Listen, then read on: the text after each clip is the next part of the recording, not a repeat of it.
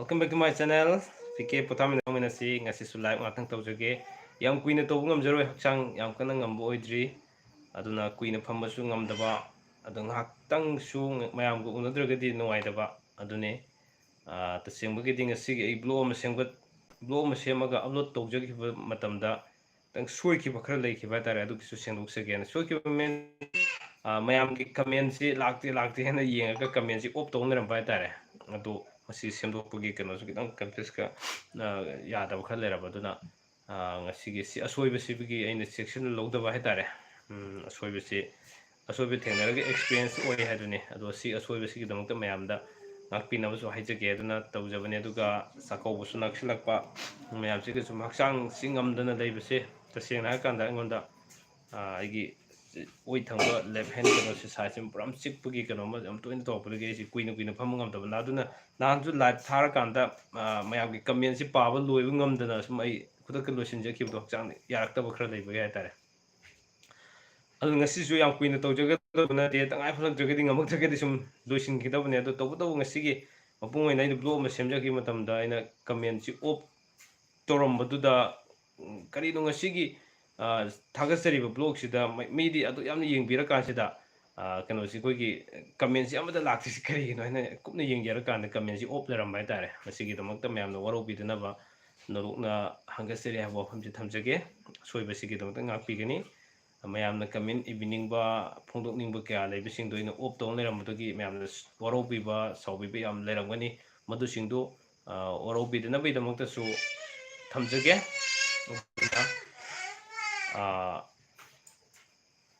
मतुंगदि सिगुंबा असोबसि थोनदनबा लेदनबा दमदा सुम होनजगे वफमजे थमजगे अदो यम नुवाइजे एगी लाइव से थार काना मैम थोपिरकपा LJM army gaming videos hi कका ओके हाय आर्मी गेमिंग हजिक लाकपिरिबा LJM आर्मी गेमिंग वीडियोस हायना अहानबा कमेंट अमा थाबिरेबसे यूट्यूब चैनल अमनी मागी यूट्यूब चैनल दा हजिक आंगांसिंग याम पामनरिबे कोइगी तोन गेम का मरी लेनबसिंग याम येंगबदा याम नुवाइबने हारिबा चैनल असि मयाम सब्सक्राइब तोबियो हाबिसि थमजगे हजिक अहानबा कमेंट दा लेरिसिने हजिक फोदा येंग ताबिरिबसिंग की मफमदा थमजगे कमेंट अमा हजिक थाबिरिबसे यूट्यूब चैनल अमदि थाबिरकपा कमेंट ने मागी चैनल असि मयाम सब्सक्राइब तोबियो हाबिसि थमजगे को अमुका पंजरके आई ममिंग से LJM आर्मी गेमिंग वीडियो सबने गेम का मरी लेनबा आंगांसिंग याम पामबा दुगुम चैनल अमनी मयाम सब्सक्राइब तोबियो आइगी नुक्सिजरबा आइगी सब्सक्राइबर अमनी okay Sanjay Soram hi bro okay welcome back to my channel Sanjay Soram hi okay याम नुवाइजे लेंबिरकपा अमति ngasi live sida pung phan bibe yam नुवाइजे मयामना ai kaigumba ma okay ai thamjage do comment hana pajegi ko ningthauja jinglon yamba nupina low khorom dai da numit yenglaga thangon da yan siklise kaigina okay ai blog semjage to romane nahan so adugi comment do yaukre blog sembiro haduna do ai semjage hadan tawjabane hakchang khara ngamdabagi leibe tasengna hargadi madu थाजनबमगी मखा पोना कोई थंगो जिमे आसी गानि कोइ खुरुम जबने असु open याउदना बै दमक हाय तारे thanks okay असु open याउदना बै दमक थाजनबमगी मखा दम ना चतनरमने हायबगी कनो खरा लै अदुगु मसि इन डिटेल ओबदे ब्लॉग सोइन सेंजरकी को दैना इरोम कका साक्षाजरे कनो से साउंड से सेंग ताबी को मैम अदुगा पिक्चर से नाहन मा याम ब्लर चत प्र कमाय तोगे नेटवर्क सिंग असि फोटो कितंग नुवाय तब खर ले तो याम ब्लर चलगदी मैम येंगसु नुवाय बिरमोय अदुगिने नुंगी ओइबा वरमदु खंगनिंगे ओके आई सोइदन थमजरके सिंगल आइगी कनोदा ब्लॉग तो सोइना मपुंग फाबा डिटेल दो आई पूरा ब्लॉग मोइना मिनिट 30 की चांग द सुमै सेमजरके को अतुब सेमजरके अमरजीत लाइसम केम तो दिए thank you so much for your response answer reply पिबिरकपगी याम नोइजे को देन अदुगा कुइरेदा का उदबा थोय एबी ओके थोय एबी का कुइरे आइसी तसेंना हारगदि उजिकसो हक्चांग खर ngamde कनोसी तोंगानबगी कोगी नुक्सित खर चंगबगी खर तौबा अदु मसी टोपटोप खरसु जुम एंगोंदा खर लेखिबदुनने मसी तसेंना हारगदि एंगोंदा सी टाइमिंग अमम सही अमम टाइमिंग अमम द सुम थोक खर लेय हतारे एंगोंदा को अदुन मरम ओरका नाइ मयामदा इवन सकु उहनजबजे ngamjadabane तसेंना आई ब्लॉग सेमगसो आई सक उहनजरका ना फजन उजरकदब क्यादो ngamdab haitare aduna ai live show to in thaba ngamjade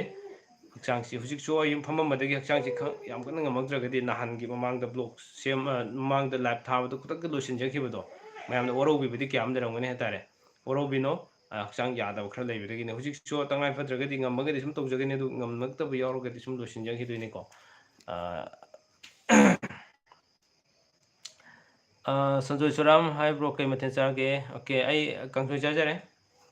नुमिदांग सिदे अयाम बै कंसोय सुम चाय मैम लाइट खर नंबिरो केनो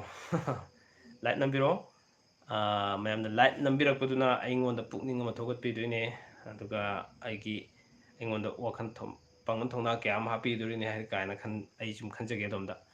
अदुना ओके याम नुवाइजे हाइबगा लाइट तोबिरे याम नुवाइजे नुक्सिबिबा आइबु नुक्सिबिबसिना ngasi फौदा mayamgi apamba kaya ama ina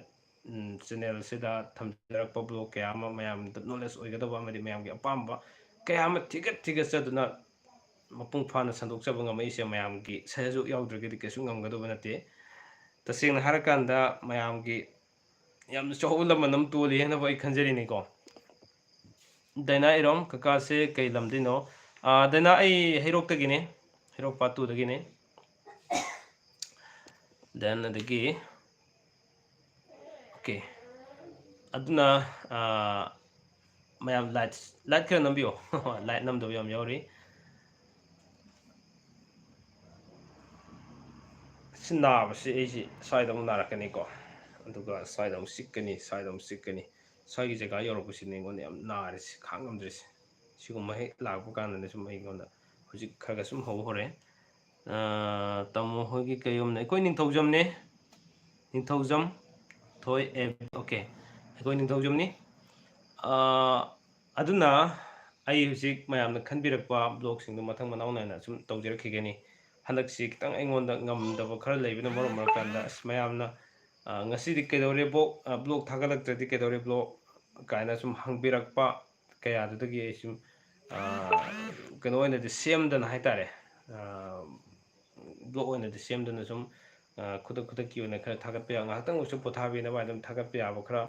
politically ground khara sum leiba sum politically blog kum khara sum thagatba khara sum leibini matam usu sane hena al mayam no waro biroi kakase kay oina ngamdribano ai nungsit ki khara sum leibane sungai timing da sahi guring ki khara sum lei aduki anak chi khara kan bhai tare aduna sum phammaga so kuina phammangam daba khara sum tawe si matam khara khatani tawdije sungai timing si khara sum tawgon maduna ne okay aduna akhoi tasengna mayamgi aigi mamangtagi thagatcharakpa blog singche hoji nowna subscriber oibiribsingna mapung phana yengbidaba khara sum leiri hatare mapung oina ina yenghaningiba amadi channel sina focus tawjabri kadaiduna haikanda koi yubalo lamjinggi matangse yubalo lamjinggi matangsi semjarakansi sidagi matang mayamna khanbirakpa ahenba khangningu mayamsi matang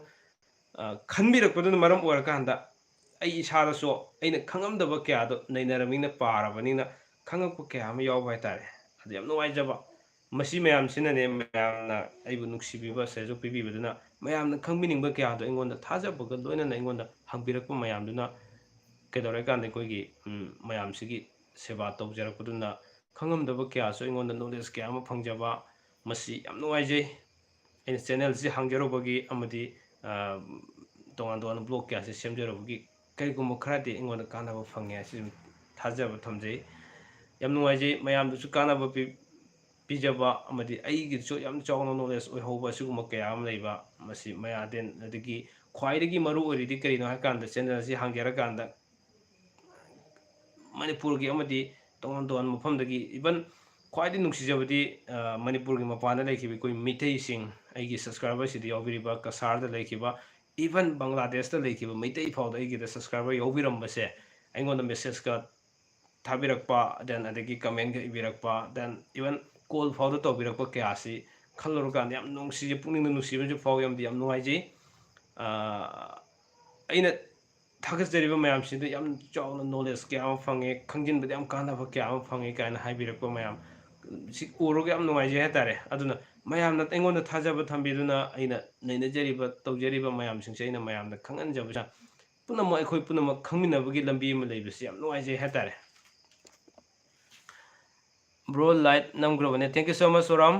Sanjay Soram जेकिसान थोनाजम कका लुहोंबगी कन्या थिनबा अपोकपी mama यावबा याद्रिबगी मरमदा खरा थागत पिरो okay अदो आई थागत की थबिकान अतोप channel अमदा थागत करबने अदुना आई अतोप channel अमदा थागत लबनिना सुम आई थागत रसु याराने न खंजै आई सुलोनी येंगे अदुना थमजनी वफमि अमगी नॉलेज दा अम थंबिबो नॉलेज चुमना लाखबो कनो गाकनिना अजुम अमसु अमसु थंबदो फजदब्र तंगाय फद्रदि सुम सेमसु सेमजरकी को तसेना ओके कमेंट पाबो वाल हौरे निथौजा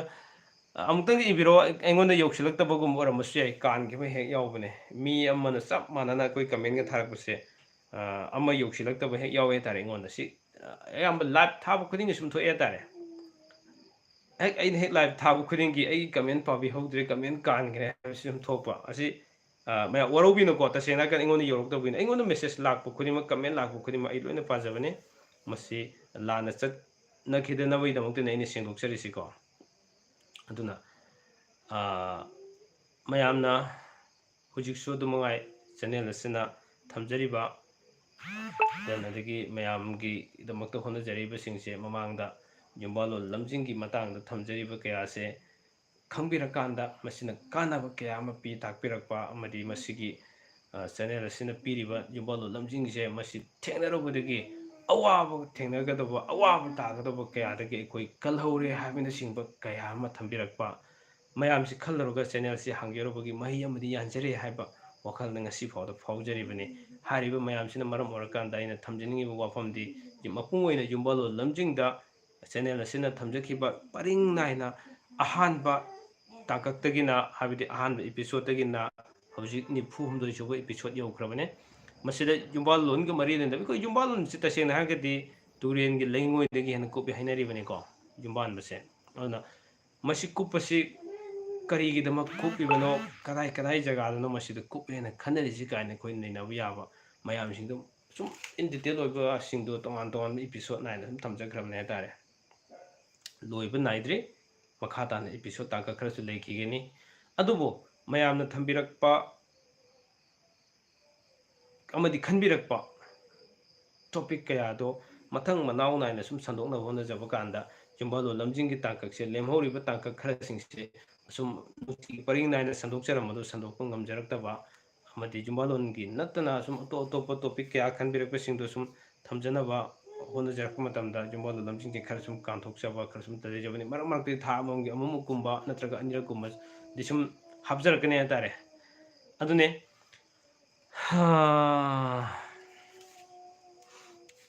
uchi se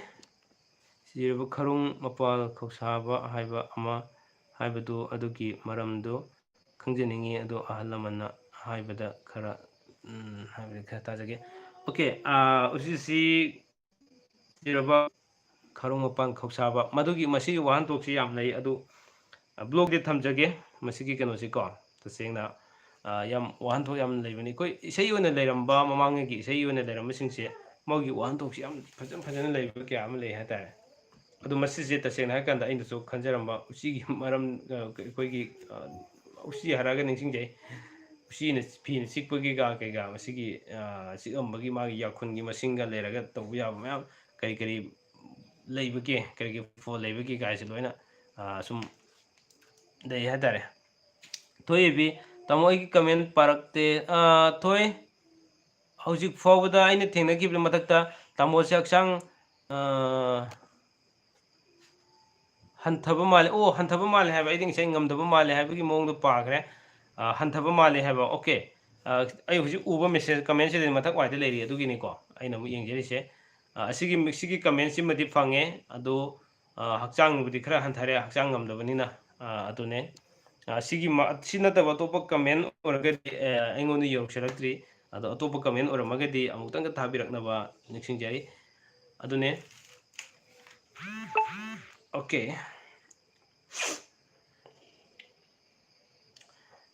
ꯅꯥꯎ ꯍꯧꯖꯤꯛ ꯑꯩ ꯆꯥꯛꯀꯧꯕꯒ ꯃꯔꯤ ꯂꯩꯅꯅ ꯅꯤꯡꯉꯣꯜ ꯆꯥꯛꯀꯧꯕꯒ ꯃꯔꯤ ꯂꯩꯅꯅ ꯅꯤꯡꯉꯣꯜꯁꯤꯡꯗ ꯈꯨꯗꯣꯜ ꯇꯝꯖꯒꯗꯕ ꯕ꯭ꯂꯣꯛ ꯑꯃ ꯈꯨꯗꯣꯜ ꯇꯝꯕ ꯌꯥꯕ ꯗꯦꯟ ꯂꯣꯇꯔꯤ ꯑꯣꯏꯅ ꯅꯠꯇ꯭ꯔꯒ ꯀꯔꯤꯒꯨꯝꯕ ꯑꯃꯗꯤ ꯑꯩ ꯇꯧꯒꯦꯅ ꯈꯟꯖꯔꯤ ꯍꯥꯏꯔꯤꯕꯁꯤ ꯑꯩ ꯀꯔꯝꯍꯥꯏꯅ ꯇꯧꯁꯤꯒꯦ ꯍꯥꯏꯕꯁꯤ ꯌꯥꯝ ꯀꯟꯅ ꯅꯩꯅꯖꯔꯤ ꯍꯥꯏꯇꯥꯔꯦꯀꯣ ꯑꯗꯨꯒ ꯁꯨ ꯋꯥꯍꯪ ꯑꯣꯏꯅ ꯍꯪꯉꯀꯥꯟꯗ ꯁꯤꯒꯤ ꯄꯥꯎꯈꯨꯝ ꯑꯣꯏꯅ ꯄꯤꯕꯁꯦ ꯁꯤꯒꯤ ꯃꯑꯣꯡꯗ ꯇꯧꯁꯤꯔꯥ ꯅꯠꯇ꯭ꯔꯒ ꯀꯔꯤꯒꯨꯝꯕ ꯑꯃꯗꯤ ꯃꯌꯥꯝꯒꯤ ꯁꯖꯦꯁꯟꯁꯨ ꯈꯔ ꯄꯥꯝꯖꯩ ꯍꯥꯏꯇꯥꯔꯦ ꯍꯤꯔꯝꯁꯤꯒꯤ ꯃꯇꯥꯡꯗ ꯁꯨꯝ ꯆꯥꯛꯀꯧꯕꯒ ꯃꯔꯤ ꯂꯩꯅ ꯏꯁꯄꯦꯁꯦꯜ ꯑꯩ ꯕ꯭ꯂꯣꯛꯁ ꯑꯣꯏꯅ ꯁꯦꯝꯖꯕ ꯑꯗꯨꯒ ꯃꯌꯥꯝꯗꯁꯨ ꯈꯨꯗꯣꯜ ꯑꯣꯏꯅ ꯄꯤꯕ ꯌꯥꯕ ꯄꯦꯟꯗꯥꯃꯤꯛꯁꯨ ꯂꯩꯕꯅꯤꯅ ꯑꯁꯤꯒꯤ SOPꯁꯤ ꯉꯥꯛꯑꯀꯥꯟꯗ ꯀꯔꯤ ꯇꯧꯕ ꯌꯥꯕ ꯍꯥꯏꯕꯅꯆꯤꯡꯕꯁꯤꯡꯗꯨꯒꯤ ꯃꯇꯥꯡꯗꯁꯨ ꯁꯨꯝ ꯈꯤꯇꯪ ꯅꯩꯅꯖꯔꯤ ꯍꯥꯏꯇꯥꯔꯦ ꯇꯧꯅꯕꯗꯤ ꯍꯣꯠꯅꯖꯔꯤ ꯑꯗꯣ ꯃꯌꯥꯝꯅ ꯁꯤ ꯇꯧꯔꯒ ꯍꯦꯟꯅ ꯐꯖꯅꯤ ꯍꯥꯏꯕ ꯁꯖꯦꯁꯟ ꯂꯩꯕꯤꯔꯒꯁꯨ ꯁꯨꯝ ꯄꯤꯕꯤꯔꯛꯑꯒꯗꯤ ꯌꯥꯝ ꯍꯔꯥꯎꯖꯅꯤ ꯇꯔꯥꯝꯅ ꯑꯣꯛꯆꯅꯤ ꯍꯥꯏꯇꯥꯔꯦ ꯑꯗꯨꯅꯦ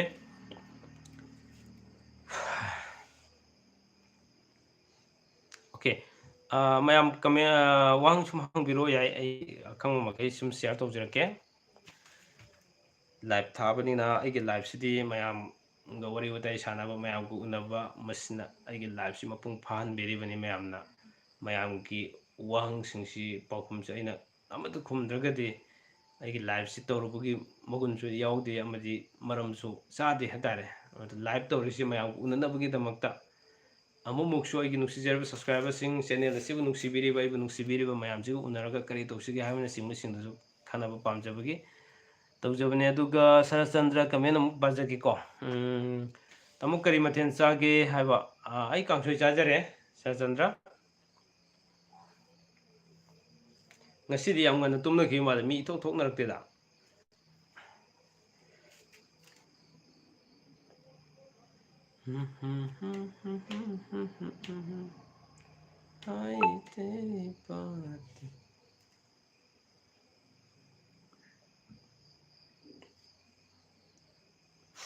ꯑꯣꯀꯦ ꯃꯦꯁꯦꯖ ꯀꯛꯈꯤꯕ ꯌꯥꯎꯔꯦ ꯇꯁꯦꯡꯅ ꯆꯦꯅꯦꯜ ꯑꯁꯤꯅ ꯊꯥꯒꯠꯆꯔꯤꯕ ꯕ꯭ꯂꯣꯛꯁꯤꯡ ꯑꯃꯗꯤ ꯂꯥꯏꯚꯇ ꯇꯧꯖꯔꯤꯕ ꯏꯁꯝ ꯁꯝꯅ ꯁꯝꯖꯤꯜꯂꯀꯥꯟꯗ ꯆꯦꯅꯦꯜ ꯑꯁꯤꯅ ꯇꯧꯖꯔꯤꯕ ꯈꯣꯠꯂꯤꯕ ꯃꯌꯥꯝꯁꯤꯡ ꯑꯁꯤꯗ ꯑꯁꯨꯝ ꯃꯌꯥꯝꯒꯤ ꯍꯦꯟꯅ ꯐꯖꯅꯕꯒꯤꯗꯃꯛꯇ ꯀꯔꯤ ꯀꯔꯤ ꯇꯧꯕ ꯌꯥꯕꯒꯦ ꯍꯥꯏꯕꯗꯨ ꯁꯖꯦꯁꯟꯁꯨ ꯄꯤꯕꯤꯔꯛꯑꯣ ꯃꯗꯨ ꯃꯌꯥꯝꯒꯤ ꯁꯖꯦꯁꯟꯇꯅꯤ ꯑꯩꯅ ꯇꯔꯥꯝꯅ ꯑꯣꯛꯆꯔꯤꯕ ꯃꯌꯥꯝ ꯉꯥꯏꯖꯔꯤꯕꯁꯤ ꯇꯥꯃꯣ 100K ꯌꯧꯔꯀꯥꯟꯗ ꯀꯔꯤ ꯇꯧꯒꯦ ꯈꯟꯒꯦ ꯑꯣꯀꯦ ꯅꯤꯡꯊꯧꯖꯥ ꯁꯤꯡꯅꯣꯜ ꯑꯣꯀꯦ ꯌꯥꯝ ꯅꯨꯡꯉꯥꯏꯖꯩ 100K ꯁꯕꯁꯀ꯭ꯔꯥꯏꯕꯔ ꯌꯧꯕ ꯀꯥꯟꯗꯗꯤ ꯑꯩꯒꯤ ꯅꯨꯡꯁꯤꯖꯔꯕ ꯁꯕꯁꯀ꯭ꯔꯥꯏꯕꯔꯁꯤꯡꯁꯦ ꯑꯃꯨꯛꯇꯪ ꯃꯌꯥꯝ ꯄꯨꯟꯕꯒꯤ ꯇꯥꯟꯖꯥ ꯑꯃ ꯑꯩ ꯂꯧꯕ ꯄꯥꯝꯃꯦ ꯃꯐꯝ ꯑꯃꯗ ꯍꯥꯏꯇꯥꯔꯦ ꯑꯗꯣ ꯑꯗꯨꯒ ꯃꯌꯥꯝꯁꯤ ꯄꯨꯜꯂꯒ ꯀꯩꯅꯣꯝ ꯁꯨꯝ ꯆꯥꯃꯤꯟꯅꯕ ꯑꯗꯨꯒ ꯑꯗꯨꯒ ꯒꯤꯐ ꯑꯋꯦ ꯁꯨꯝ ꯑꯩ ꯇꯧꯖꯒꯦꯅ ꯈꯜꯂꯦ ꯗꯦꯟ ꯑꯗꯨꯒ ꯌꯥꯝ ꯁꯔꯄ꯭ꯔꯥꯏꯖꯤꯡ ꯑꯣꯏꯕ ꯊꯧꯔꯝ ꯈꯔ ꯁꯨꯝ ꯄꯥꯡꯊꯣꯛꯀꯦꯅ ꯈꯟꯖꯔꯤ ꯍꯥꯏꯇꯥꯔꯦ 100K ꯁꯤꯗꯗꯤ ꯃꯌꯥꯝ ꯅꯨꯡꯁꯤꯖꯔꯕꯒꯤ ꯁꯕꯁꯀ꯭ꯔꯥꯏꯕꯔ ꯃꯌꯥꯝ ꯂꯣꯏꯅ ꯏꯟꯖꯣꯏ ꯇꯧꯃꯤꯟꯅꯕ ꯄꯥꯝꯃꯦ ꯃꯐꯝ ꯑꯃꯗ ꯑꯩꯈꯣꯏꯒꯤ ꯂꯣꯏꯅ ꯑꯩꯈꯣꯏꯒꯤ ꯃꯌꯥꯝ ꯄꯨꯟꯕ ꯌꯥꯕ ꯃꯐꯝ ꯑꯃꯗꯁꯨ ꯄꯨꯜꯂꯀꯥꯟꯗ ꯀꯔꯤ ꯇꯧꯁꯤꯒꯦ ꯍꯥꯏꯕꯅꯆꯤꯡꯕꯁꯤꯡꯗꯁꯨ ꯆꯦꯅꯦꯜ ꯑꯁꯤꯒꯤ ꯃꯔꯝꯗꯁꯨ ꯗꯦꯟ ꯑꯗꯒꯤ ꯃꯌꯥꯝꯒꯤꯗꯃꯛꯇ ꯑꯩꯅ ꯑꯉꯝꯕ ꯈꯔꯁꯨ ꯀꯔꯤꯒꯨꯝꯕ ꯈꯔꯗꯤ ꯇꯧꯒꯦꯅ ꯁꯨꯝ ꯈꯟꯖꯔꯤꯀꯣ ꯊꯣꯏꯑꯦꯕꯤ ꯏꯙꯧ ꯂꯥꯏ ꯊꯣꯡ ꯍꯥꯡꯕꯁꯤ ꯀꯔꯝ ꯀꯥꯟꯗ ꯍꯥꯡꯕ ꯌꯥꯏ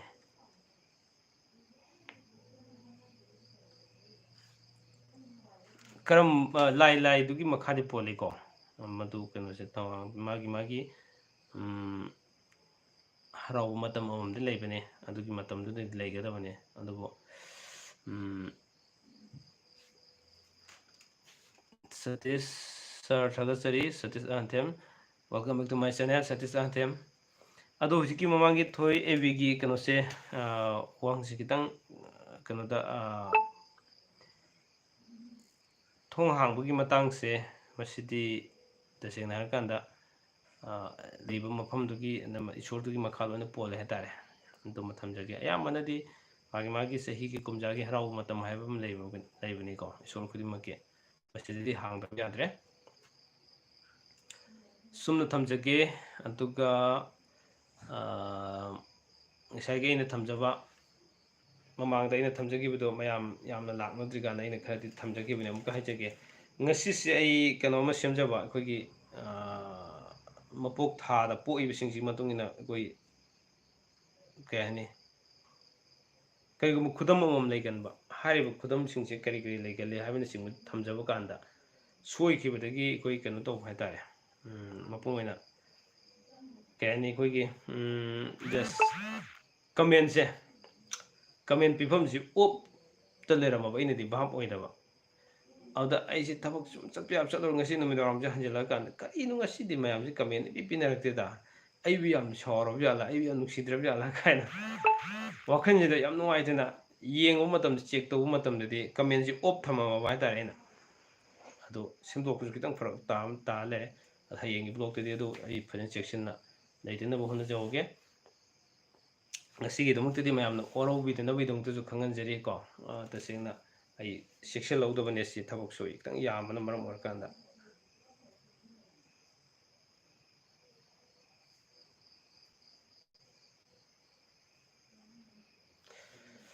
ꯑꯣꯀꯦ ꯑꯗꯨꯅꯦ ꯀꯃꯦꯟ ꯂꯥꯛꯄ꯭ꯔꯥ ꯀꯃꯦꯟ ꯂꯥꯛꯇ꯭ꯔꯤ ꯃꯌꯥꯝꯅ ꯊꯥꯕꯤꯔꯛꯄ ꯀꯃꯦꯟꯅ ꯑꯩꯁꯨ ꯋꯥ ꯉꯥꯡꯕ ꯂꯦꯞꯇꯅ ꯉꯥꯡꯖꯗꯣꯏꯅꯦ ꯑꯗꯨꯒ ꯀꯃꯦꯟꯁꯤꯅ ꯁꯨꯝ ꯑꯩꯁꯨ ꯋꯥ ꯉꯥꯡꯕꯒꯤ ꯀꯩꯅꯣꯁꯤ ꯍꯥꯏꯅꯤꯡꯕꯕꯨꯗꯤ ꯌꯥꯝ ꯂꯩ ꯍꯥꯏꯇꯥꯔꯦ ꯑꯌꯨꯛꯇꯅ ꯁꯨꯝ ꯉꯥꯡꯉꯒ ꯃꯌꯥꯝꯒꯤ ꯀꯃꯦꯟꯅ ꯄꯥꯍꯟꯗ꯭ꯔꯒꯗꯤ ꯃꯌꯥꯝ ꯀꯃꯦꯟꯅ ꯊꯥꯕꯤꯔꯛꯇ꯭ꯔꯒꯗꯤ ꯁꯨꯝ ꯇꯥꯅꯤꯡꯉꯛꯇꯕ ꯃꯤꯁꯨ ꯌꯥꯎꯔꯝꯒꯅꯤ ꯃꯗꯨꯅ ꯃꯌꯥꯝꯒꯤ ꯀꯃꯦꯟ ꯈꯔ ꯁꯨꯝ ꯊꯥꯕꯤꯔꯛꯑꯣ ꯐ꯭ꯔꯦꯟꯁ ꯃꯌꯥꯝ ꯑꯩꯒꯤ ꯃꯔꯨꯞ ꯑꯅꯤꯇꯪ ꯁꯤꯌꯥꯔ ꯇꯧꯕꯤꯌꯣ ꯅꯤꯡꯊꯧꯖꯝ ꯆꯤꯡꯂꯣꯏ ꯊꯦꯡꯛ ꯌꯨ ꯁꯣ ꯃꯆ ꯌꯥꯝ ꯅꯨꯡꯉꯥꯏꯖꯩ ꯁꯨꯃꯥꯏꯅ ꯃꯌꯥꯝꯅ ꯁꯞꯄꯣꯔꯠ ꯇꯧꯕꯤꯕ ꯑꯃꯗꯤ ꯁꯨꯃꯥꯏꯅ ꯁꯞꯄꯣꯔꯠ ꯇꯧꯕꯤꯔꯒꯕꯨ ꯑꯩꯅ ꯀꯔꯤꯒꯤ 100K ꯁꯕꯁꯀ꯭ꯔꯥꯏꯕꯔ ꯌꯧꯔꯒ ꯀꯔꯤꯒꯤ ꯑꯩ ꯃꯌꯥꯝꯒ ꯄꯨꯟꯂꯣꯏꯗꯒꯦ ꯁꯣꯏꯗꯅ ꯃꯌꯥꯝꯒ ꯄꯨꯟꯗꯨꯅ ꯃꯌꯥꯝꯒ ꯍꯔꯥꯎꯃꯤꯟꯅꯕꯒꯤ ꯇꯥꯟꯖꯥ ꯑꯃ ꯑꯩ ꯁꯣꯏꯗꯅ ꯂꯧꯖꯔꯒꯅꯤ ꯑꯗꯨꯒ ꯃꯌꯥꯝꯅ ꯁꯨꯝ ꯅꯨꯡꯁꯤꯕꯤꯌꯣ ꯆꯦꯅꯦꯜ ꯑꯁꯤ ꯍꯧꯖꯤꯛ ꯃꯌꯥꯝꯅ ꯅꯨꯡꯁꯤꯕꯤꯕꯗꯒꯤ ꯍꯥꯟꯅꯁꯨ ꯅꯨꯡꯁꯤꯕꯤꯔꯤ ꯍꯧꯖꯤꯛꯁꯨ ꯅꯨꯡꯁꯤꯕꯤꯗꯨꯅ 80K ꯁꯕꯁꯀ꯭ꯔꯥꯏꯕꯔ ꯈꯔ ꯍꯦꯟꯖꯤꯜꯂꯛꯑꯦ 80K ꯁꯕꯁꯀ꯭ꯔꯥꯏꯕꯔ ꯂꯩꯔꯤ ꯃꯁꯤ ꯇꯁꯦꯡꯅ ꯃꯌꯥꯝꯅ ꯑꯩꯕꯨ ꯅꯨꯡꯁꯤꯕꯤꯕ ꯊꯥꯖꯕꯤꯕꯁꯤꯅ ꯃꯔꯝ ꯑꯣꯏꯔꯀꯥꯟꯗ ꯍꯧꯖꯤꯛ ꯁꯤꯒꯤ ꯐꯤꯕꯝꯁꯤ ꯌꯧꯖꯔꯛꯄꯅꯤ ꯑꯗꯨꯕꯨ ꯇꯁꯦꯡꯅ ꯃꯌꯥꯝꯅ ꯑꯩꯕꯨ ꯊꯥꯖꯕꯤꯔꯤꯕ ꯃꯌꯥꯝꯁꯤꯡꯁꯦ ꯇꯁꯦꯡꯅ ꯍꯥꯏꯔꯀꯥꯟꯗ ꯑꯩ ꯈꯪꯖꯩ ꯑꯩ ꯃꯤꯑꯣꯏꯕ ꯍꯥꯏꯕꯁꯤ ꯈꯨꯗꯤ ꯑꯃꯨꯛ ꯊꯤꯈꯤꯕ ꯃꯇꯝꯗ ꯑꯩꯕꯨ ꯊꯥꯖꯕꯤꯔꯝꯕ ꯃꯌꯥꯝꯗꯣ ꯂꯣꯏꯅ ꯃꯥꯡꯈꯤꯗꯣꯔꯤꯕꯅꯤ ꯑꯗꯨꯅ ꯊꯕꯛ ꯇꯧꯔꯨꯕ ꯃꯇꯝꯗ ꯆꯦꯛꯁꯤꯟꯗꯕ ꯌꯥꯕ ꯅꯠꯇꯦ ꯆꯦꯛꯁꯤꯟꯗꯕ ꯌꯥꯗꯦ ꯗꯦꯟ ꯑꯗꯨꯅ ꯃꯌꯥꯝꯅ ꯑꯩꯕꯨ ꯅꯨꯡꯁꯤꯕꯤꯔꯤꯁꯤꯅ ꯑꯩꯈꯣꯏ ꯊꯕꯛ ꯈꯣꯡ ꯊꯥꯡꯕ ꯃꯇꯝꯗ ꯑꯔꯥꯟꯕ ꯇꯧꯔꯣꯏ ꯍꯥꯏꯕꯒꯤ ꯋꯥ ꯅꯠꯇꯕꯀꯣ ꯑꯗꯨꯅ ꯃꯌꯥꯝꯅ ꯌꯦꯡꯒꯗꯧꯔꯤꯕ ꯊꯕꯛ ꯀꯌꯥ ꯑꯃ ꯇꯧꯔꯛ ꯀꯥꯟꯗꯗꯤ ꯈꯤꯇꯪ ꯆꯦꯛꯁꯤꯟꯅ ꯇꯧꯗꯕ ꯌꯥꯗꯕ ꯀꯌꯥ ꯑꯃ ꯂꯩ ꯑꯗꯨꯅ ꯄꯨꯝꯅꯃꯛ ꯑꯣꯏꯗꯨꯅꯁꯨ ꯁꯣꯏꯕ ꯃꯇꯝꯗ ꯂꯥꯟꯈꯤꯕ ꯃꯇꯝꯗ ꯑꯗꯨꯝ ꯕ꯭ꯔꯣꯒꯤꯗꯣ ꯑꯁꯤ ꯍꯥꯏꯍꯟꯅꯤꯡꯉꯤ ꯁꯤ ꯇꯧꯍꯟꯅꯤꯡꯉꯤ ꯍꯥꯏꯕꯅꯆꯤꯡꯕꯁꯤꯡ ꯑꯗꯣ ꯁꯨꯝ ꯐ꯭ꯔꯦꯟꯂꯤ ꯂꯩꯃꯤꯟꯅꯔꯀꯥꯟꯗ ꯁꯖꯦꯁꯟ ꯇꯧꯃꯤꯟꯅꯕ ꯐꯤꯗꯕꯦꯛ ꯄꯤꯃꯤꯟꯅꯕ ꯃꯁꯤꯅꯤ ꯑꯩꯅ ꯈ꯭ꯋꯥꯏ ꯄꯥꯝꯖꯔꯤꯁꯦ ꯑꯗꯨꯒ ꯑꯩꯈꯣꯏ ꯑꯃꯠꯇ ꯑꯣꯏꯅ ꯃꯌꯥꯝꯁꯤ ꯀꯪꯂꯩꯄꯥꯛꯁꯤ ꯑꯑꯣꯟꯕ ꯈꯔꯗꯤ ꯄꯨꯔꯛꯄꯗ ꯈꯖꯤꯛꯇꯪ ꯑꯣꯏꯔꯁꯨ ꯏꯁꯥꯒꯤ ꯗꯥꯏꯇ ꯃꯆꯥ ꯑꯃꯇꯪ ꯂꯧꯃꯤꯟꯅꯕꯅꯤ ꯈꯟꯃꯤꯟꯅꯁꯤ ꯁꯤꯅꯤꯗ ꯕꯣꯏꯆꯥ ꯁꯔꯃ ꯇꯥꯃꯣ ꯇꯨꯝꯕꯗ ꯑꯉꯥꯡꯅ ꯐꯝꯃꯦꯟꯗ ꯇꯨꯝꯕꯒꯤ ꯑꯁꯣꯏꯕꯁꯦ ꯀꯩꯅꯣ ꯍꯥꯏ ꯑꯉꯥꯡ ꯐꯝꯃꯦꯟꯁꯤꯗꯤ ꯑꯌꯥꯝꯕ ꯑꯍꯟ ꯏꯃꯨꯡꯗꯒꯤ ꯈ꯭ꯋꯥꯏ ꯑꯍꯟꯅ ꯇꯨꯝꯅꯒꯗꯕꯅꯤ ꯑꯗꯨꯒ ꯑꯉꯥꯡꯅ ꯇꯨꯝꯕ ꯌꯥꯗꯦ ꯃꯁꯤ ꯐꯝꯃꯦꯟꯁꯤꯒꯤ ꯌꯥꯝꯅ ꯂꯨꯕ ꯋꯥꯔꯤ ꯈꯔ ꯂꯩ ꯍꯥꯏꯇꯥꯔꯦꯀꯣ ꯃꯁꯤ ꯃꯗꯨꯅ ꯑꯍꯟꯁꯤꯡꯅ ꯇꯨꯝꯒꯗꯕꯅꯤ ꯃꯥꯒꯤ ꯋꯥꯔꯤꯗꯨꯗꯤ ꯈꯤꯇꯪ ꯁꯥꯡꯉꯦ ꯍꯥꯏꯇꯥꯔꯦ ꯕ꯭ꯂꯣꯛ ꯑꯣꯏꯅ ꯁꯦꯝꯖꯔꯛꯀꯦ ꯊꯣꯏꯕꯤ ꯇꯥꯃꯣ ꯏꯃꯣꯏꯅꯨꯁꯦ ꯑꯩꯒꯤ ꯀꯥꯗ ꯂꯥꯠꯄ ꯌꯥꯕ꯭ꯔꯥ ꯌꯥꯏ ꯀꯩꯁꯨ ꯀꯥꯏꯗꯦ ꯌꯥꯏ ꯑꯗꯨꯕꯨ ꯃꯥꯒꯤ ꯊꯝꯒꯗꯕ ꯃꯌꯣꯟ ꯈꯔꯗꯤ ꯂꯩꯕꯅꯤꯀꯣ ꯃꯌꯣꯟꯁꯤ ꯃꯄꯨꯡ ꯑꯣꯏꯅ ꯑꯋꯥꯡꯂꯣꯝꯗ ꯊꯝꯃꯒ ꯃꯈꯥꯔꯣꯝꯗ ꯑꯣꯟꯕ ꯑꯃ ꯌꯥꯏ ꯗꯦꯟ ꯑꯗꯨꯒ ꯑꯩꯈꯣꯏꯒꯤ ꯅꯣꯡꯆꯨꯞꯂꯣꯝꯗ ꯊꯝꯃꯒ ꯅꯣꯡꯄꯣꯛꯂꯣꯝꯗ ꯑꯣꯟꯕꯁꯨ ꯌꯥꯏ ꯁꯨꯃꯥꯏꯅ ꯊꯝꯕꯤꯌꯨ Satyajan Sir says something about 2021 YouTube videos Okay, okay. For I give you the 2021 gi, sorry, sorry, sorry. How 2020 ni ko 21 gi videos. Okay. 21 sida di matam na puja ani hatare ai 20 si lower kan loidore 20 si loidore 20 lower kan 21 dagi di sum ek hobaga sahi gi oiba sum rasi pol dagi ku thaba hujara ani hatare hana gi 2020 gi so ahan ba ai gi blog se live oina new year bye bye new year sida ai live thajarama kan sida sum rasi pol di horakre hatare rasi pol sigi kra sum mayam ki kano sing sahi go na leigdabra si policy gi matang da sum then adudagi tongan tongan anuba yam innovative oigadaba amadi mayam da yam kana gadaba khare sum semjage na khalle aduga matam matam gi goi mamangai da chanaram basi kak natana mamanga da leram madagi hausi gi matam da awon bala si kai gi lai bano amadi mipum khudimak na ekoi hana leram masing sibu thajaba thamnarak kari gi no siguma sing ji kitang yam critical oiba blog khade ai pusinjara kena khanjari asa tawjari ko aduna 2020 sidadi ayamba hojik leriba koigi mamangai digi leram chana kangon mayam singse thau chanarak tar kanda akon khudung thiban nang kanda khudung asi tawjaram gadom ne da kaina khanbira ku mayam singsidagi khajidang fanabagi damakta haiduna 2020 sidadi sigumba kayam somna focus tawgan tawjari then aduga not only this koi entertainment oiba ngakchu nuaina ba sigumba sum thamjari ado 2020 sorry 2021 sida 2021 sida in hajari sine kitang sis entertainment obisu khara thamjarakani then aduga Sunday khuding ki sayul gi rasi pol dubdi adum ai continuous tawjarakini ko then aduga kai habi ya de koi gi sai do ari bi matam de gi laiba au anauda awon ba madi lai hari bi khudimak singche kogi generation sida all is goal haiba dogna mamangai da chanaram basing da dum hala lakha do matam se leiri ha tare machine kari karam matam da karamaina tawba then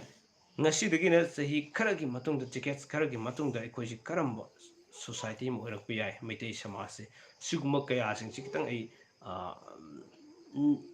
nei ne jara kena khanjari ha tare okay yam nuwaje yamna satis ahan themna yam fajaba comment ama target bire aduga sum ai wakhanda lejeram sing da sum phongdon bire tare okay priya khangan ba aigi comment ama ta pabiu okay pajage target biro mamang da di thengna jadri sanathoi ngasekpam da nanau khangdrabo nanau nanau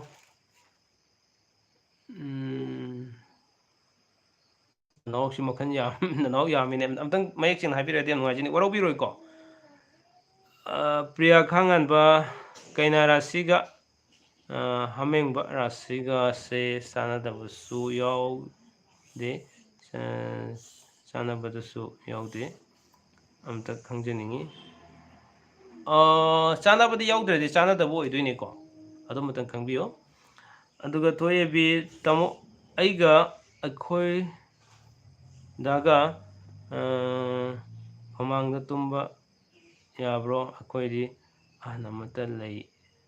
ahan amata leite hadura lei hadura ahan leiragadi ahan duna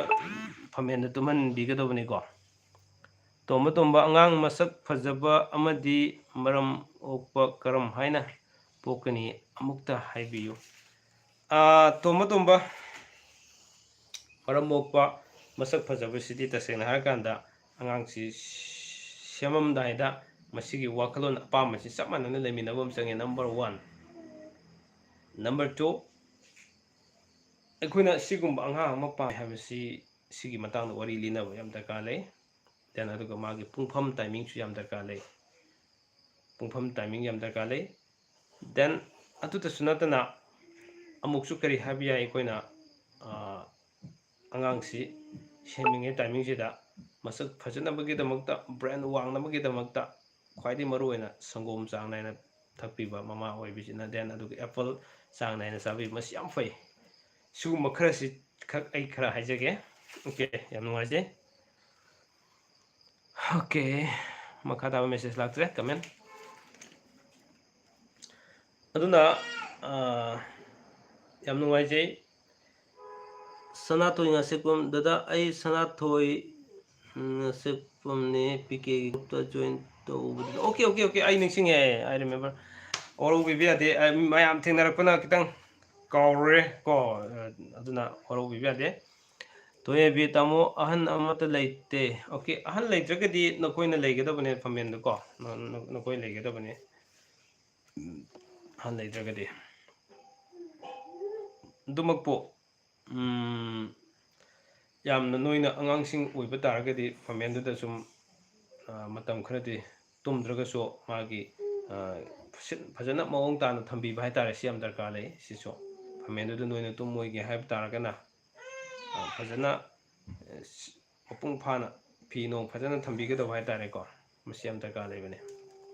ꯑꯍꯟꯁꯤꯡ ꯂꯩꯔꯤ ꯍꯥꯏꯕꯒꯤ ꯋꯥꯈꯜꯗ ꯁꯨꯝ ꯂꯩꯕꯤꯕ ꯑꯗꯨꯅ ꯏꯃꯨꯡ ꯌꯨꯝꯒꯤ ꯂꯥꯏꯅ ꯌꯨꯝꯒꯤ ꯏꯁꯣꯔꯅ ꯑꯃꯗꯤ ꯐꯝꯃꯦꯟꯗꯨꯅ ꯐꯠꯇꯕ ꯀꯌꯥ ꯂꯥꯛꯀꯗꯕꯒꯤ ꯉꯥꯛꯊꯣꯛꯄꯤ ꯀꯥꯏꯅ ꯍꯥꯏꯕꯁꯨ ꯂꯩꯇꯕ ꯅꯠꯇꯦ ꯂꯩ ꯁꯤꯁꯨ ꯑꯗꯨꯝ ꯈꯪꯃꯤꯟꯅꯒꯗꯕꯅꯤ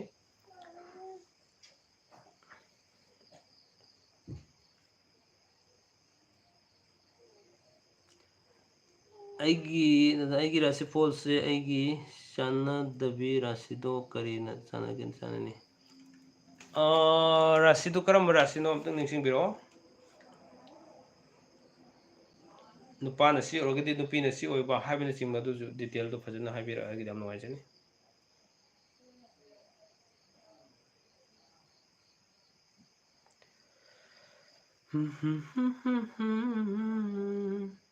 ꯀꯦꯁꯔꯠ ꯑꯩꯒꯤ ꯀꯃꯦꯟꯗꯨ ꯑꯃꯇ ꯄꯥꯕꯤꯌꯨ ꯇꯥꯃꯣ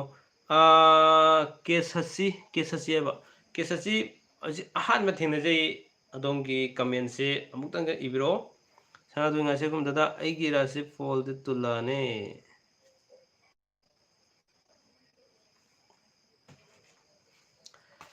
ꯇꯨꯜꯂꯥꯒ ꯆꯥꯟꯅꯕꯗꯤ ꯃꯄꯨꯡ ꯑꯣꯏꯅ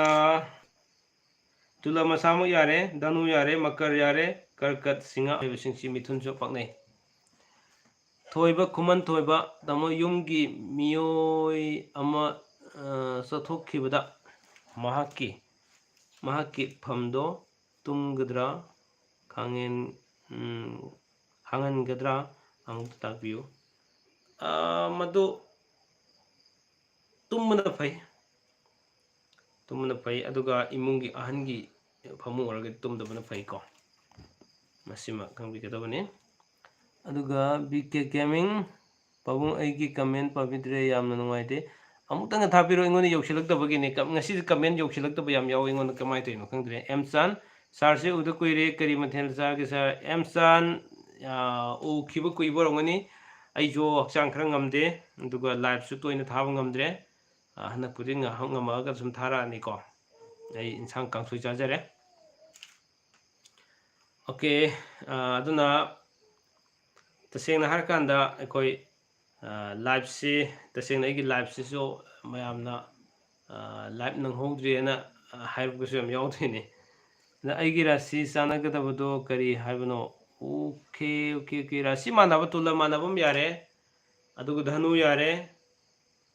ꯗꯦꯟ ꯑꯗꯒꯤ ꯀꯥꯎꯔꯦ ꯑꯃꯨꯛꯀ ꯌꯦꯡꯉꯛꯀꯦ ꯇꯨꯂ ꯃꯁꯥꯃꯨꯛ ꯌꯥꯔꯦ ꯙꯅꯨ ꯌꯥꯔꯦ ꯃꯀꯔ ꯌꯥꯔꯦ ꯀꯔꯀꯠ ꯁꯤꯡꯍ ꯃꯤꯊꯨꯟ ꯍꯥꯏꯔꯤꯕꯁꯤꯡꯁꯤ ꯄꯛꯅꯩꯌꯦꯕ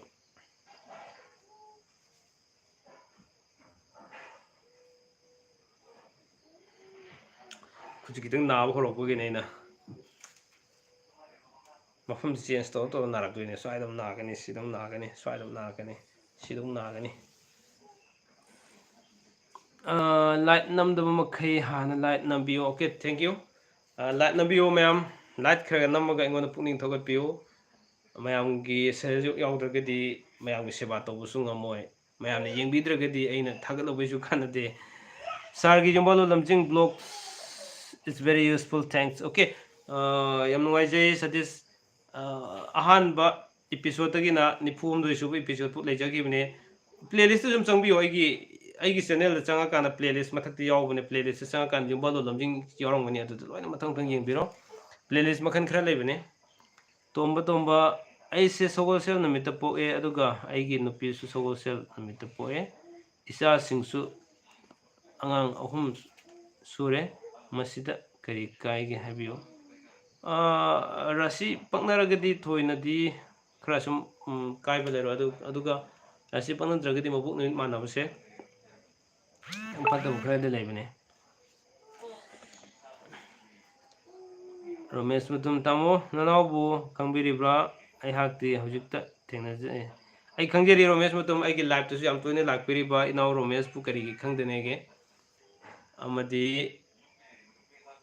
sorry minutes one minute somta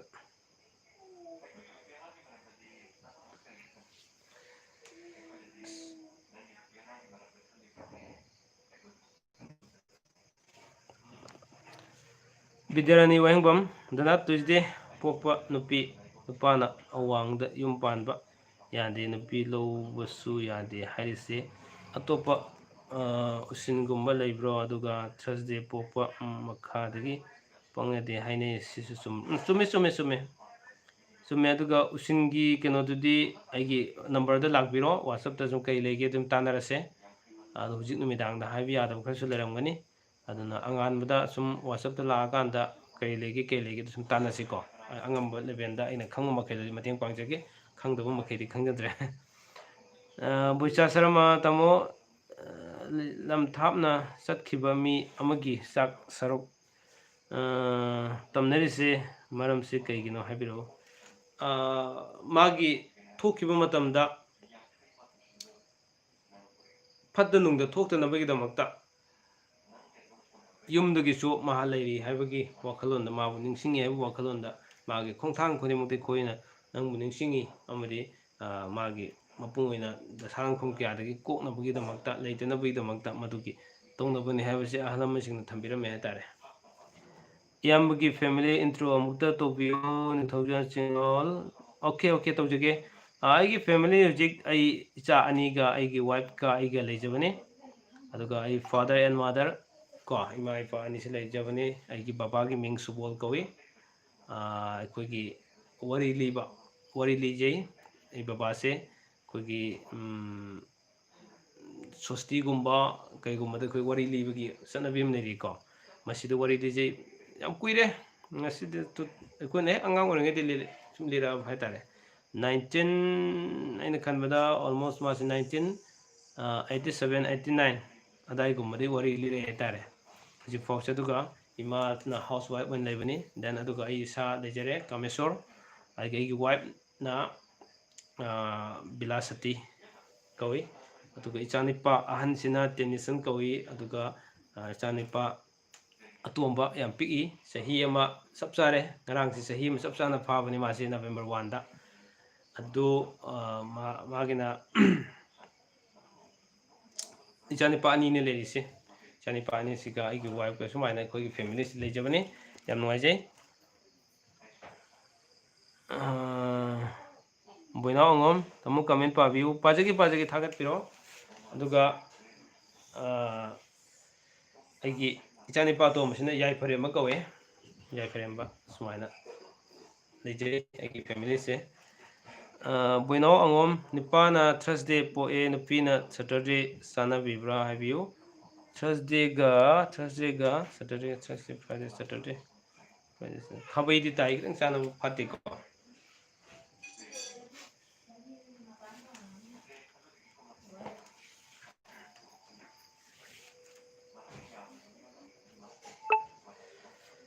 okay aduna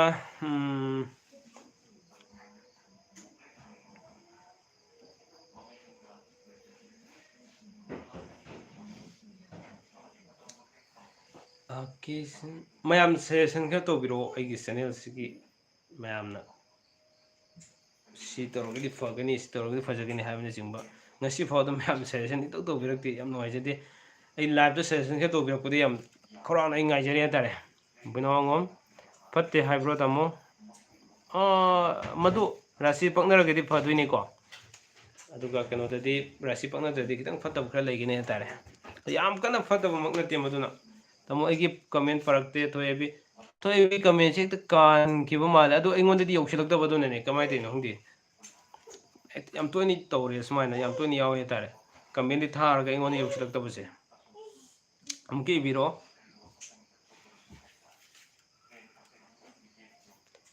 mayam light to bi chang kitang nem bu male bidarani wayang bam nupina Tuesday pokpa nupana Thursday Friday Saturday Sunday Monday Tuesday okay pokpa se sanabra habiu chane chapu wanda yam phai adudi yam phabo ire boina ngom nepa su nupi su makar rasi paknaba yam phai rasi paknaba yam phai aduna ngasai numit da khabai targa so rasi paknarabnina karimta kai bele roy yam nuksi chana yam leminagani aduga akoi be de kitang yengselak khara leine hatare na koi ni kalak ni ho khara leigani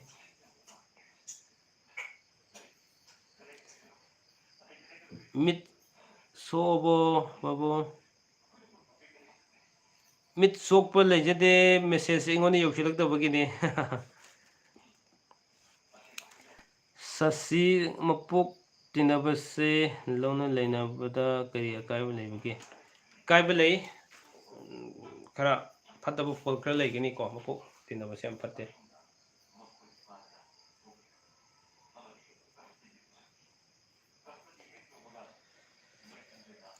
okay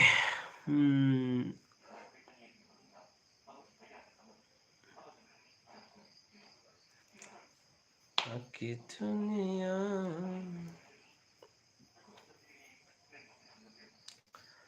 okay adudi mayam thengilakku male live si ai minute ani gumba leijege mayam thabiningba hangbiningba singdo hangbiro tanaba yaba loina tanaminasi message amukta da boy now angom ga aduga thoi ebiju message loin kakpi gre serena ina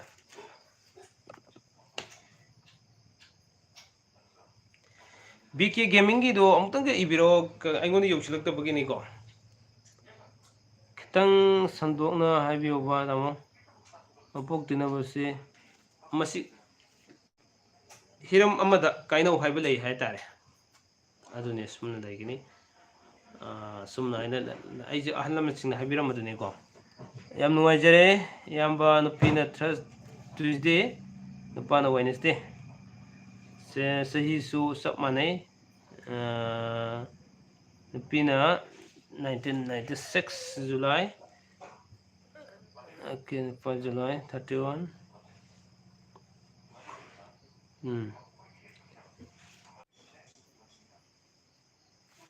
nupana Wednesday ordi khabai tai ko nang sijo khabai tai tang sana wale boina ngom tamo oro bibiya de comment kaksa bagi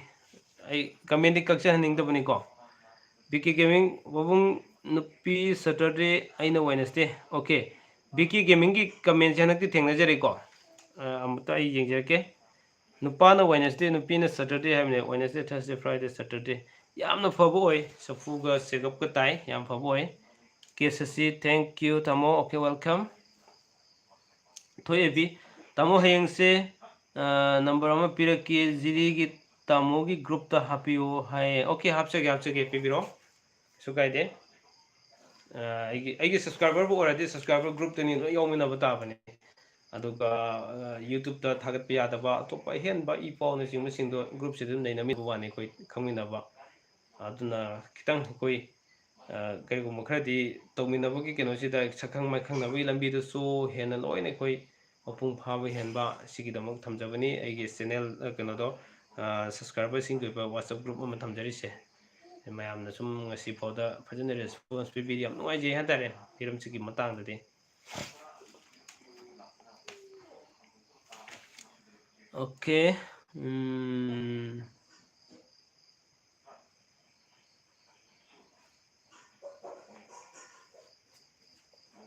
thoiba kuman thoiba tamo nupa Monday nupi Thursday Monday Tuesday Wednesday Thursday phai adu jam phai pangnai safu ga se ko tai adagi babies khetriya subscriber group ta add tobio okay number thabiro ingonda number thabiro I am add tawjerake number thabira ku matamda which masa introduction tobiro kanano karino habado mamutana habira kanda sum ai add tawjerake number duga loina sum pibiro okay mayam suggestion amani te bibiro ai channel gi mai ke mayam to honingba Ranjita Devi Oja Kuki Lawaida Chakra Kuki Lawaida Chakra Ani aduga laibakta yetta chakra leibasi phalam ta habi Kuki Lawaida Chakra ani leibase nupi do organa nipa ani sugali hai aduga nupa do organa nupi ani sugali hai sumana legale aduga kugi yet ki laibakta chakra leibasidi thoina kaibe lete aduga kitang walu bukhara sum leigani hatare Babies Khetria WhatsApp sat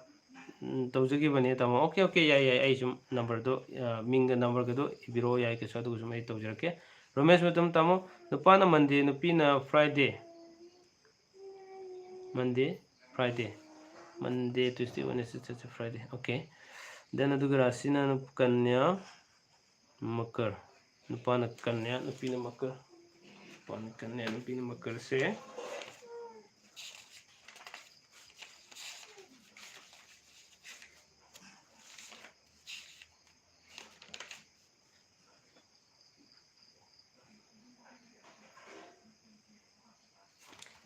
Madu yam chana da moi Ramesh mutung ni siko numis fataba sapung to tawa aduga rasi ju pang da bani na kitang fataba fol ka leine atare kurai sambru thopuse kaima kai da bro thoina kai de da okay mayam ai kena tok jarge live si lo sin jarge kitang chang kitang warak pom le re ngonda mayam waro bi bi ati ko hing chung ngam mai hing ju thajarake aduga sum makha taba singdo aiki hangbining singdo WhatsApp ta la su ya bire sum lakpio ai ngata potha sum yengjerake ko okay ma'am thang je pokpa nupi se kedo gele kesu kaide kesu to leite thang pokpa gi gaming good night okay taki pem sar nupi na Thursday nupana kari namitta pangna gani nupi na Thursday odi nupa Wednesday lerani aduga Monday yarani Saturday yarani pabung hayengsu live thabiro ai tha ngamagi tha na hona jar ki hakchang chi kitang ngam kuina phamok su jam wara e tare ngon ko kamal lai baktu mayam waro bibi adre ai WhatsApp tu lakbiro ai puta WhatsApp tu sum yengjera ki mayam ko tang wara ngon da dunane waro bibi ade mayam punamak pu channel asigi maike degi loiba faw miyeng tabiba madi hujik faw da ekoi sakang maikang nabigi tanja loroga awa na hangminaba tanja lominaba channel live asibu mapung phan biba khudimak pu channel asigi maike degi ngam khoi leiten thagasari amadi ngasai hobudi yengbiramaga matam amuk thabak leina kibna chana kiba amadi tungdi yengbirakadaba kyaso channel asigi maike degi ngam khoi leiten thagasaba phongdoksari hujik makhata na hangbining basingdo WhatsApp ta lakpinabagi damakta nolongna hanggasari hawa famde thamjage sigi dumtudi mayam kaina nabi ateng nejerase niminarasi pinabirasi thank you so much good night everyone